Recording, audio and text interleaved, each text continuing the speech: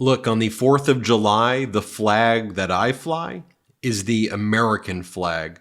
The anthem I sing is our national anthem. What Donald Trump does is grift and sells Trump flags, MAGA flags. He's changed the words of our national anthem and put out a new song that he sings with the J6 choir that he calls Donald Trump and the J6th choir song, which he plays instead of our national anthem at his events. And here are the messages that Donald Trump is sending now. And if you are okay with this, then we need to have a serious discussion. And by the way, this is the tip of the iceberg kind of stuff right here, but it just goes to show you who he is. Donald Trump sends the following email. Ben is the reason I won that debate. I'm the reason you won that debate? What are you even talking about? Seriously, I couldn't have put together such a dominant performance if it weren't for you. I mean, do these MAGA supporters really fall for this? So in recognition of everything you did to help me prepare, I'm awarding you the golden Trump flag pin. Well, how much are you selling it for? Oh, $500 and $1,000? That's what you're selling it for? Seriously? Or how about this message that Donald Trump sends for the 4th of July? On a boat by the grill in front of your yard, I want you to confidently wave my official red MAGA flag. You want people to wave the MAGA flag, not the American flag, not the flag of these United States of America?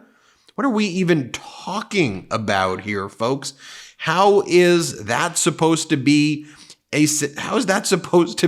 any way connected to what our values in the United States of America should be? A bit of a rhetorical question right there. Donald Trump then posts the following. Gift from Trump. Do you like free stuff? Like everything with Donald Trump is an utter and absolute scam. Like this. Gift from Trump. Do you like free stuff? I've got a mystery gift for you, it says. Okay, what's the mystery gift? I've got a mystery gift for Ben. It's one of my personal favorite pieces of Trump merchandise. 100% USA made, 100% customized by Trump, and only available to my absolute best supporters. All right, so I'm going to click claim my mystery gift, which you say is free. Do you like free stuff? Because you've been my rock during the darkest days I've ever faced. And this is my way of saying thank you. I mean it when I say that. Without Ben, my campaign would never have made it this far. All right, let me go and check out the free mystery gift. Oh, wait a minute. When I click it, I have to pay $500 or $250 or $150 or at the lowest $20.24. Everything is a grift. Every single thing is a scam.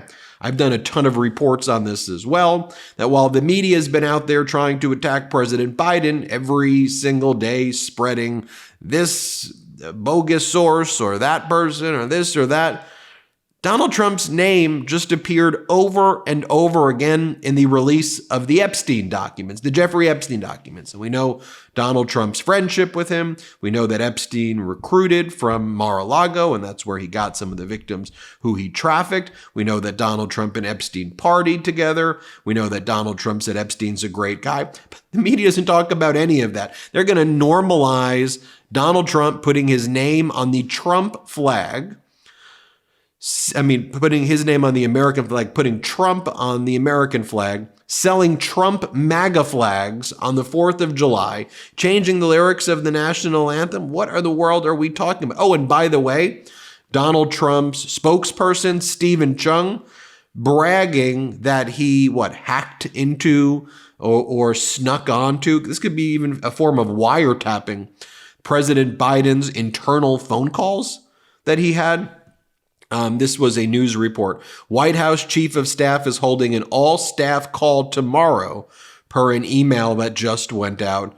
And Trump's spokesperson went on and hacked into or got the phone number and wiretapped and went into an all-staff call led by Biden. He says, it would be a real shame if I were to somehow obtain the call-in info for this, would be disastrous. A real shame. By the way, If that's what actually went down and you snuck onto an all-staff phone call that you don't belong, that would be unlawful wiretapping, and you should go to jail for that. That would be a crime for that. But I want to talk to you about what President Biden actually said on that all-staff call that apparently Trump's people hacked into. President Biden said, "I'm running. I am the leader of the Democratic Party. No one is pushing me out. I've been knocked down before and counted out my whole life. When you get knocked down, you get back up." Jamie Harrison said, "Just pump the brakes, everybody.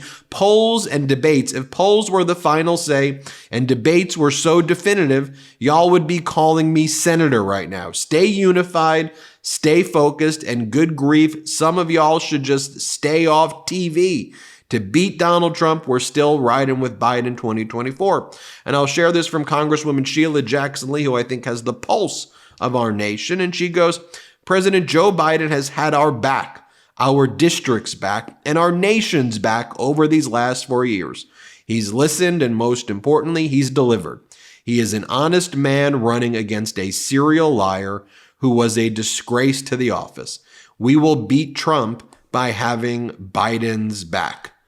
I think that's a profound statement that she makes right there, because if you talk about what this race is really about, ultimately it's going to be about character.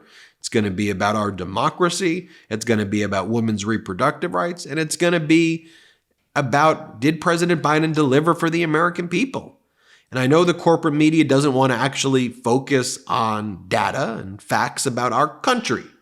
Is our country doing better?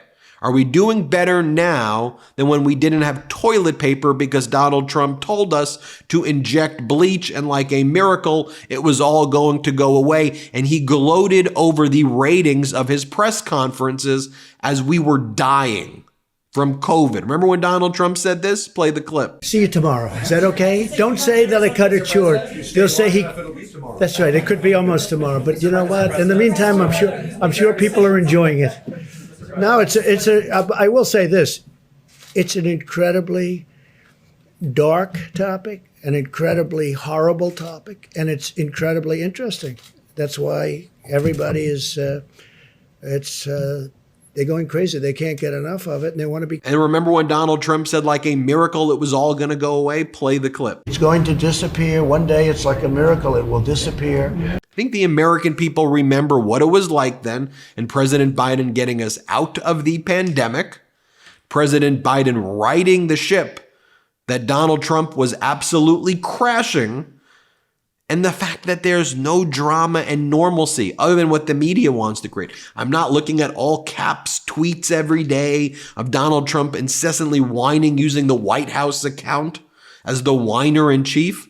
I don't see that with President Biden. He just goes about his day talking about health care, lowering prescription drug prices, increasing access to health care, improving education, talks about getting military veterans health. You're talking about doing things for the people.